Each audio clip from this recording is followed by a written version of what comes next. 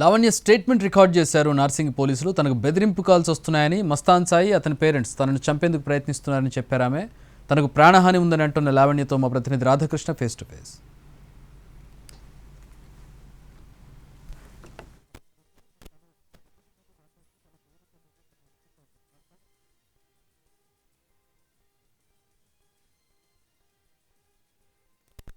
ప్రస్తుతం లావణ్య మనతో పాటు ఉన్నారు. ఏం చెప్పాలనుకున్నారు ఒకసారి లావణ్య, మీరు ఏం చెప్పాలనుకున్నారు? మళ్ళీ మీ పైన అత్యాయత్నం చేశారని చెప్తున్నారు.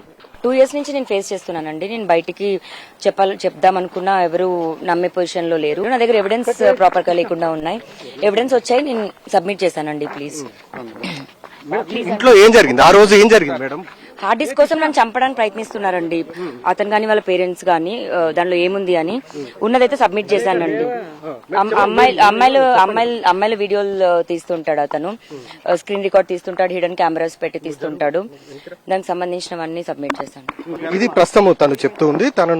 ఆ రోజు తను ఇంట్లోకి వచ్చాడు, నేరుగా తనను బెదిరించాడు, తనను చంపడానికి ప్రయత్నం చేశాడు అనేది ప్రస్తుతం లావణ్య చెప్తుంది. ఆమెని ప్రస్తుతం పోలీసులు స్టేట్మెంట్ రికార్డ్ చేసిన తర్వాత ఆమెను ప్రస్తుతం ఇక్కడ నుండి పంపిస్తున్నారు.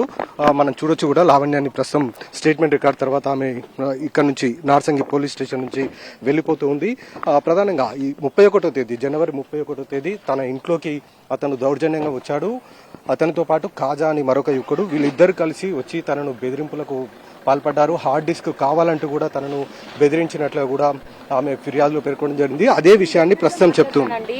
డెఫినెట్ గా మాట్లాడతాను. ఇవాళే జరిగింది కదా, it's very hard for me. నాకు థ్రెటనింగ్ కాల్స్ వస్తున్నాయి. 2 ఏళ్ల క్రితం జరగాల్సిన కేసు ఒకటి, అప్పటి నుంచి కేసు తప్పుదో పట్టించడానికి నా పైన 7 కేసులు ఇవాళకి అవ్వాల్సి వచ్చింది. నేను ఖచ్చితంగా మాట్లాడతానండి. నాకు థ్రెటన్ కాల్స్ వస్తున్నాయి. 1 డే ఆగండి, నేనే వస్తాను బయటికి. నేనే అన్ని ఓపెన్ గా చెప్తాను. అన్ని థ్యాంక్స్ అండి. ప్రస్తుతం లావణ్య స్టేట్మెంట్ రికార్డ్ చేశారు పోలీసులు. ఏం జరిగిందన్న దానికి సంబంధించి ఆమె నుంచి స్టేట్మెంట్ రికార్డ్ చేసిన తర్వాత ఆమెను ఇక్కడ నుండి పంపించి వేయడం జరిగింది. ప్రస్తుతం ఈ కేసుకు సంబంధించిన దాంట్లో మస్తాన్ సాయితో పాటు కాజాని అరెస్ట్ చేశారు. వాళ్ళకి వైద్య పరీక్షలు కూడా పూర్తయిపోయాయి. ఇవాళ కోర్టులో కానీ న్యాయమూర్తి ముందు కానీ హాజరుపరిచే అవకాశం అయితే కనబడుతుంది. నార్సింగి పోలీస్ స్టేషన్ నుండి కెమెరామెన్ వెంకటయాదవ్తో రాధాకృష్ణ టీవీ, హైదరాబాద్.